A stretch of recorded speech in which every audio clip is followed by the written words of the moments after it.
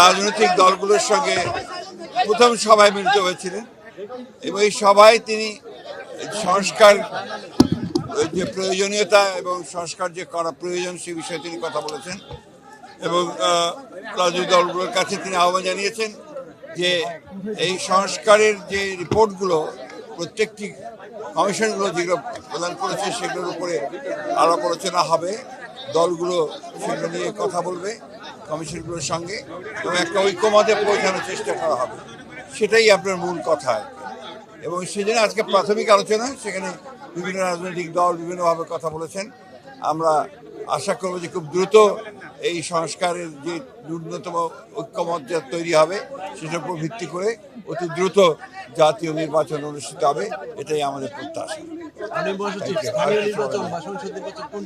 আমরা আগেই বলেছি, একটু তো আমাদের কথা খুব পরিষ্কার বলেছি ভাই, আমাদের কথা হচ্ছে যে আমরা বলেছি যে জাতীয় সংসদের নির্বাচন সবার আগে হতে হবে, তারপরে আপনার স্থানীয় সরকার। আজকের আলোচনাটা কি মানে শুধুমাত্র ইন্ট্রোডিউস করা, অন্যান্য শুধু ইন্ট্রোডাকশন, আজকে অন্য কোনো কিছু হয়নি।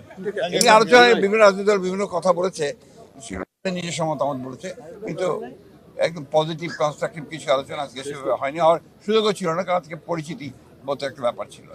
Thank you.